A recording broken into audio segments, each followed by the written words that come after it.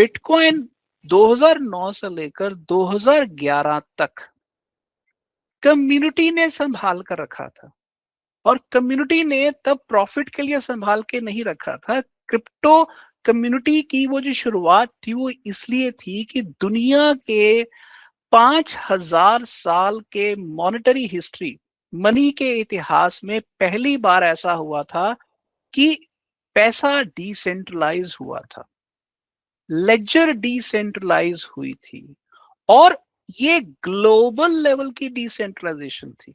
यानी कि आप एक दुनिया के हिस्से से दूसरी दुनिया के हिस्से में मनी ट्रांसफर कर सकते हो। तो जब ये हुआ तो शुरू के लोगों को लगा कि यार ये तो बड़ी कमाल की चीज है, लोग जुड़ना शुरू हुए।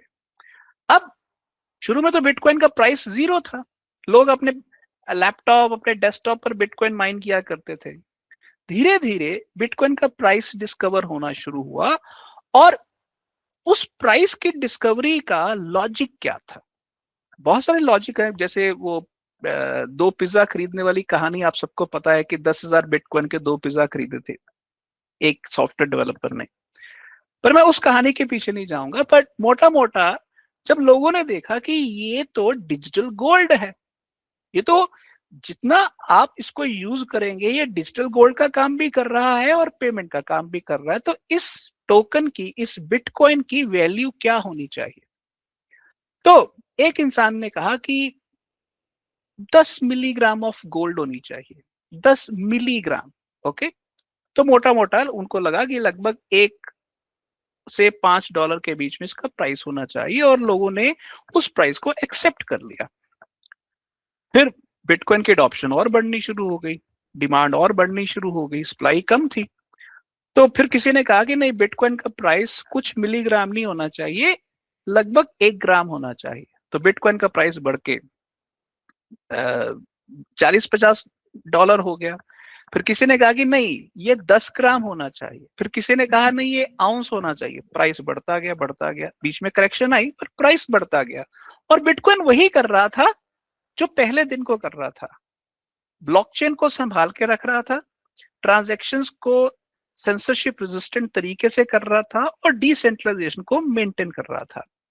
और करते करते बिटकॉइन का प्राइस $50, $100, $1000, $10,000 करते करते $1,00,000, यानी कि लोगों ने यहां तक मान लिया कि बिटकॉइन डिजिटल गोल्ड अगर है तो इसका भाव 1 किलो गोल्ड के बराबर होना चाहिए।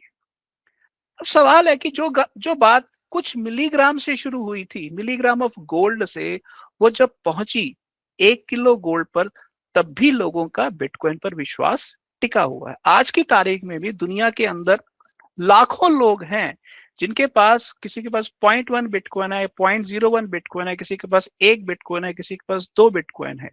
बट सवाल ये है कि ये बिटकॉइन फला फूला क्यों, उसके अंदर वो प्रॉस्पेरिटी क्यों आई?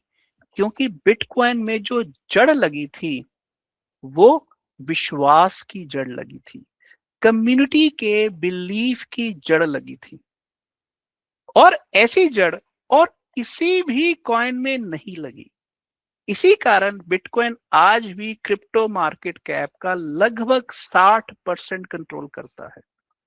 तो मेरा आप सब लोगों से एक पहला और बहुत इंपॉर्टेंट सजेशन है कि क्रिप्टो के अंदर अगर आप टिके रहना चाहते हैं तो उसके लिए बिलीफ सबसे बड़ा एंकर है, सहारा है।